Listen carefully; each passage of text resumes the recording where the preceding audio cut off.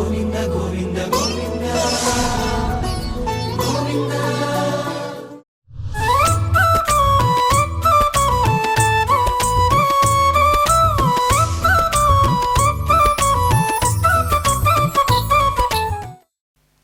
నమో వెంకటేశాయ. శ్రీ వెంకటేశ్వర భక్తి ఛానల్ ప్రేక్షకులకు కనుమ పండుగ శుభాకాంక్షలు. కమనీయం కడు రమణీయం కనుమ పండుగ వైభోగం. మామిడి తోరణాలతో పసుపు పూసిన గుమ్మాలు, గోమయంతో అలికిన లోగిళ్లు, సింగిడి రంగులద్దిన రంగవల్లులు, ఆ రంగవల్లుల నడుమ గొబ్బెమ్మలతో ఆటాపాటలతో ఆనందంగా సాగిన సంక్రాంతి పండుగ తరువాత రోజున కనుమ పండుగను జరుపుకోవడం మన సంప్రదాయం.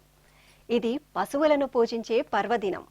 కమనీయమైన ఈ కనుమ పండుగ వైశిష్ట్యాన్ని ప్రముఖ ఆధ్యాత్మికవేత్త డాక్టర్ మైలవరపు శ్రీనివాసరావు గారి మాటల్లో విందాం.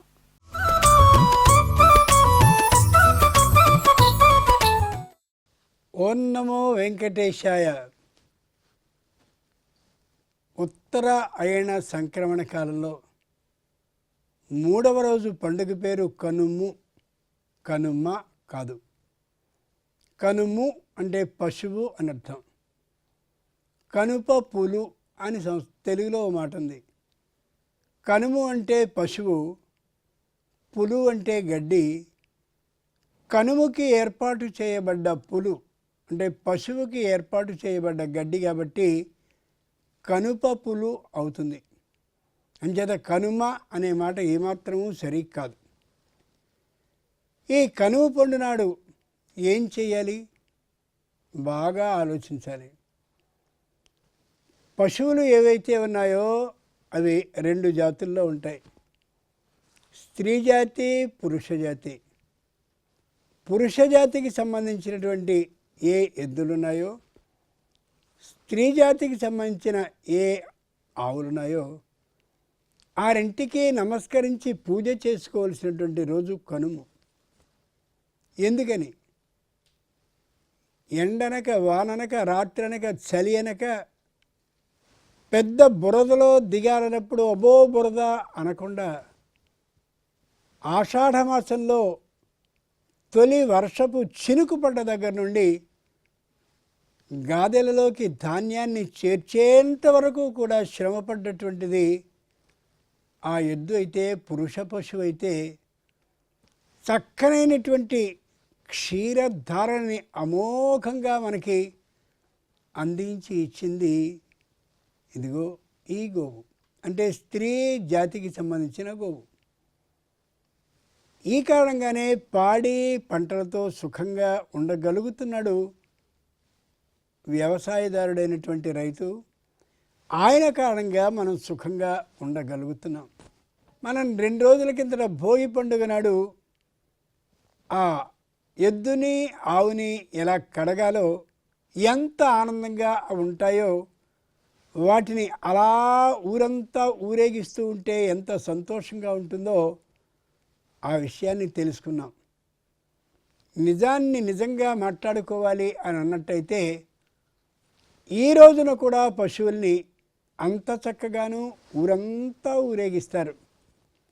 ప్రత్యేకమైనటువంటి వాద్యాలని మోగిస్తూ గోసూక్తం అనేటటువంటి దాన్ని పఠిస్తూ ఈ ఎద్దు ఆవు జాతి మరింత పెరగాలి అని అలా ఆ గోజాతిని ప్రార్థిస్తూ ఆ పైనున్నటువంటి పరమేశ్వరునికి నమస్కారాలని అర్పిస్తూ చేస్తారు.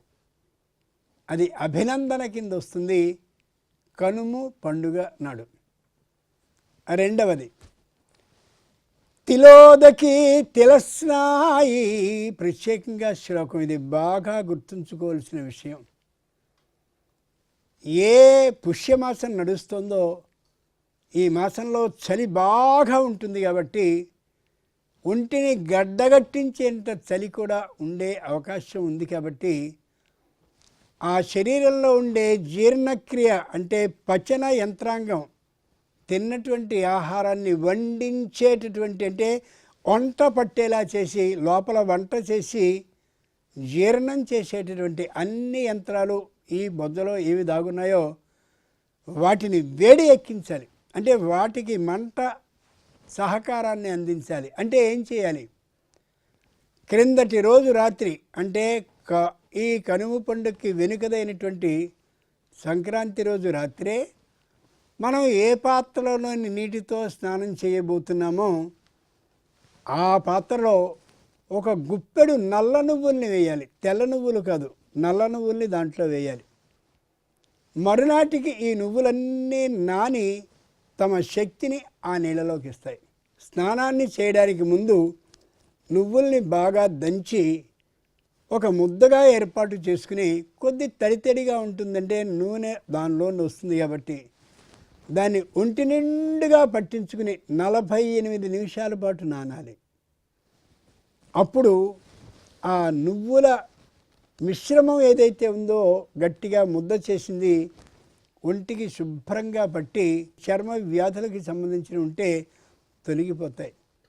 ముఖ్యంగా వెరీకోస్ అనే కొత్త వ్యాధి ఒకటి ఉంది. అంటే పూర్వం ఉన్నదే ఇప్పుడు మరీ ఎక్కువగా చిన్నపిల్లలకు కూడా వస్తుంది. ఈ నువ్వుల ముద్దని అలా పట్టించినట్టయితే ఈ ఒక్కరోజే కాదు, ఈరోజు ప్రారంభించి 40 రోజులు రాస్తే తప్పక ఆ మచ్చలు తొలగిపోయే అవకాశం ఉండడమే కాక బలంగా మర్దించి మనం రాసే కారణంగా క్రింది నుండి మళ్ళీ పైకి వెళ్ళేటటువంటి ఆ రక్తనాళం చక్కగా ప్రవహించి పైకి పంపిస్తూ ఉంటుంది రక్తాన్ని. మూడవది, స్నానం అయిపోయిన తర్వాత తిలోదకి తిలస్నాయి తర్వాత ఆ రోజు ఆహారంలో చక్కనైనటువంటి నువ్వులతో కూడినటువంటి ఆహారాన్ని తినాలి. అంటే నువ్వుల పొడి మామూలుగా చేస్తుంటారు ఇళ్లలో, నువ్వుల పొడిని, అలాగే నువ్వుల పచ్చడిని, నువ్వులతో ఇంకేవైనా కానీ మధ్యాహ్నం మనం తినేటటువంటి ఏ మురుకులు జంతికలు ఇట్లాంటివి ఉంటాయో వాటిల్లో నువ్వుల శాతం ఎక్కువగా ఉండేలా చూసుకోగలగాలి. అంతేకాదు దీంతో పాటుగా తిలహోమి తిలదాతాచ తిలహోమి నల్లనైనటువంటి నువ్వుల్ని చక్కనైనటువంటి ఆవునేతితో కలిపి చక్కనైన హోమాన్ని ఒకటి చేసి ఆ హోమం ఎవరో పెద్దగా మంత్రాలు వచ్చి చదివేంతగా చేసుకోక్కర్లేకుండా ఓం నమ శివాయ, ఓం నమో నారాయణాయ, లేకపోతే మీకు ఏ మంత్రం వస్తే ఆ మంత్రాన్ని ఇదిగో ఇన్ని మార్లు పఠించాలి అని అనుకుని ఆవు పేడతో చేయబడ్డ ఆ పిడకల్ని మాత్రమే వేస్తూ ఆ ఆవు నేతితో ఈ నువ్వుల్ని దాంట్లో వేస్తూ ఆ హోమ ధూమాన్ని కానీ పీల్చినట్టయితే ఈ ఊపిరితిత్తుల్లో ఉండే ఆ తేమ తడితనం పూర్తిగా తొలగిపోతుంది. తిలపుక్ తిలదాతాచ ఏ అపమృత్యువు రావడానికి అవకాశం ఎక్కువగా ఉంటుందో, అపమృత్యువు అంటే మరణించవలసినటువంటి కాలంలో కాకుండా అకస్మాత్తుగా మృత్యువు ఏ దాడిలో కానీ ప్రమాదంలో కానీ ఆ అపమృత్యువు తొలగడం కోసమని ఈ తిలలతో హోమాన్ని చేసినట్లయితే అది కూడా తొలగే అవకాశం దీంతో ఉంటుంది. అంచేత అది కూడా హోమ ధూమాన్ని మనం పీల్చినట్టయితే 2 విధాలైన అవకాశాలు ఉంటాయి. దీంతోపాటు తిలదాతాచ కేవలం యాచనే తమ వృత్తిగా ఉంటూ అటువంటి ఒక బ్రాహ్మణుని పిలిచి పాదాలకి సంపూర్ణమైనటువంటి అభిషేకాన్ని చేసింటే పాదాలని కడిగి నూతన వస్త్రాలని ఆయనకి ఇవ్వడం కాదు, కట్టించి ఈ తిలలను ఆయనకి దానం చేస్తూ తిలలతో పాటు తైలం అంటే నువ్వులను మాత్రమే దానం చేసినట్లయితే ఈ విధంగా 6 విధాలైనటువంటి నువ్వుల ఉపయోగాన్ని ఈ కనుమ నాడు చేస్తే అది యథార్థమైనటువంటి కనుము పండుగని నిర్వహించినట్లు అవుతుంది. ఇది రెండవది. 3, కనుమ నాడు కాకైనా సరే ఊరు విడిచి వెళ్ళదని తెలుగులో సామెత ఉంది. ఎందుకని? గారె అనేటటువంటిది శ్రాద్ధంలో పెట్టేటటువంటి ముఖ్యమైన ఆహారం. అంచేత ప్రతి ఇంట్లోనూ కూడా కనుమ నాడు శ్రాద్ధం జరుగుతుంది అన్నమాట. ఆ శ్రాద్ధం జరిగిందనేటటువంటి దానికి సూచనగా ఆ పితృదేవతల్ని స్మరించుకుంటూ నిన్న సంక్రమణ కాలంలో ఎలా అయితే పితృదేవతల్ని స్మరించుకుంటూ ప్రత్యక్షంగా అలా సూర్యుడు కనిపిస్తూ ఉన్నప్పుడు చక్కనైనటువంటి ఆ పితృదేవతలకి ఇష్టమైన పదార్థాలని బహిరంగ ప్రదేశంలో ఆయనకి నైవేద్యం పెట్టాము. అలా ఈ రోజున గారెల్ని మాత్రమే చేసి ఆ సూర్యభగవానికి నివేదిస్తూ, ఓ సూర్యభగవానుడా, నా గతించినటువంటి తల్లి తండ్రి ముఖ్యులు ఇష్టులు శ్రేయోభిలాషులు నా అభివృద్ధిని కాంక్షించినటువంటి వాళ్ళందరికీ కూడా నీ లోకంలో ఉంటారు కాబట్టి వారందరికీ కూడా చెందేలా ఇదిగో గారెల్ని అర్పిస్తున్నానని నైవేద్యాన్ని పెట్టాలి. పెట్టినట్టయితే సూర్యలోకంలో ఎవరైతే మన గతించిన తల్లిదండ్రులు శ్రేయోభిలాషులు ఆపన్నహస్తాన్ని అందించినటువంటి వారు గురువులు ఉన్నారో వారికి ఇది చేరుతుంది. ఇది 3వ అంశం. 4వ అంశం అయినట్లయితే ఆ రోజున పెద్ద ముగ్గుని పెట్టాలి. ముంగిలిలో పెట్టేటటువంటి ముగ్గు రథం ముగ్గు మాత్రమే వేయబడాలి. ఆ రథానికి సంబంధించిన ముగ్గుని ముమ్మారు ప్రదక్షిణం చేయడమే కాకుండా ఆ ముగ్గు పూర్తిగా అయిన తర్వాత దాన్ని లాగేటటువంటి ఓ ప్రత్యేకమైన తాడు మనం ఏర్పాటు చేయకుండా ఓ ముగ్గు కర్రతో అంటే ముగ్గు గీతతో దాన్ని అలా చేసి ఉత్తరపు వైపు మనకింటికి ఎవరున్నారో వాళ్ళ ఆ ముగ్గు కలపాలి. దీన్ని అంటే ఏమిటర్థం? ఓ వ్యక్తి నువ్వు నీ పదవితో, నువ్వు నీ అధికారంతో, నీకున్న పాండిత్యంతో, నీకున్న ధనంతో, నీకున్నటువంటి పలుకుబడితో ఇప్పటి వరకు ఇదిగో రథం ఎలా అయితే ఉందో అంత అమోఘమైనటువంటి ఆ పద్ధతిని సాధించావు. అందరూ నిన్ను రథం మీద ఊరేగుతూ అలా ఉంటే ఎందరో నమస్కరించారు, ఎందరో సాష్టాంగపడ్డారు, ఎందరో అభినందించారు. వారి వారి స్థాయి పరిచయాలు నీతో ఏవేవి ఉన్నాయో దానికి అనుగుణంగా వాళ్ళు ప్రవర్తించారు.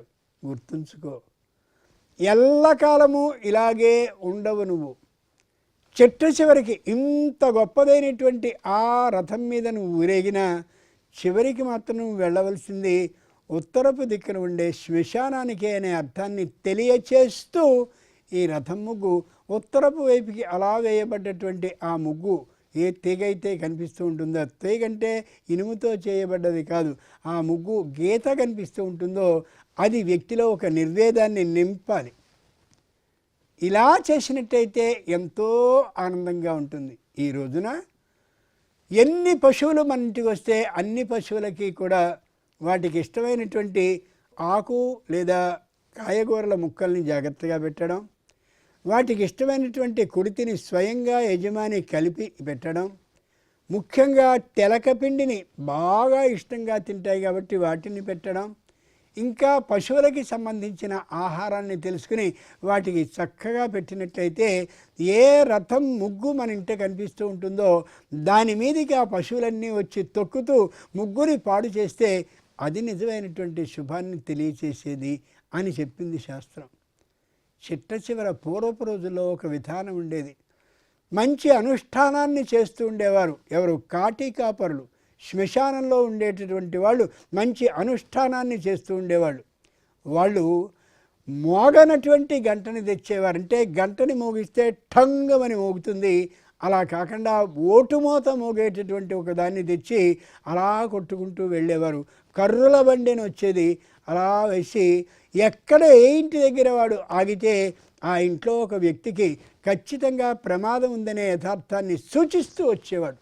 అంచేత ఆ కర్రుల బండి వాడు ఏ విధంగానూ కూడా మా ఇంటి దగ్గర ఆగకూడదని అలా ఓసారి నమస్కరించుకుంటూ లోపల కూర్చుని జపాన్ని కానీ చేసుకున్నట్లయితే అతను అలా వెళ్ళిపోతాడు. సాక్షాత్తు యముని యొక్క రూపంతో నల్లగా కనిపిస్తూ ఆ ఓటుమోత మోగేటటువంటి ఆ గంటతో వాడు వెడతాడు. ఈ 4 కార్యక్రమాలని కనుమ పండుగ నాడు చేసి తీరాలి. అలా చేసినట్టయితే పితృదేవత అనుగ్రహం తప్పక కలుగుతుంది. ఇంట్లో ఉన్నటువంటి పిల్లలందరికీ కూడా ఈ గారెల్ని తినేటటువంటి విధానం ఏర్పడుతుంది. అంతేకాక కాకులకి వేసినట్టయితే అవన్నీ పితృపక్షులు కాబట్టి పరమ ఆనందాన్ని పొంది తీరుతాయి. ఇది ముఖ్యంగా చేయవలసినటువంటి అవశ్యమైనటువంటి కర్తవ్యం. శ్రీ వెంకటేశ్వర భక్తి ఛానల్ వారు అతి శ్రద్ధాభక్తులతో ఈ కార్యక్రమాన్ని సంప్రదాయబద్ధమైనటువంటి విధానం అలా కొనసాగేందుకు చేస్తున్న కారణంగా పరమానందాన్ని పొందుతూ ఆ శ్రీ వెంకటేశ్వరుని అనుగ్రహం ప్రేక్షకులైన మీ అందరికీ సంపూర్ణంగా కలగాలని ఆయనకి సాష్టాంగపడుతూ ఓం నమో వెంకటేశాయ. తెలుగువారికి పెద్ద పండుగ సంక్రాంతిలో భాగమైన కనుమ పండుగ వైశిష్ట్యాన్ని తెలుసుకున్నాం కదా. సకల దేవతా స్వరూపమైన గోమాతను ఈ కనుమ పండుగ రోజు పూజించుకొని ఆ దేవదేవుని కృపకు పాత్రులవుదాం. మరొకసారి శ్రీ వెంకటేశ్వర భక్తి ఛానల్ ప్రేక్షకులకు కనుమ పండుగ శుభాకాంక్షలు. ఓం నమో వెంకటేశాయ.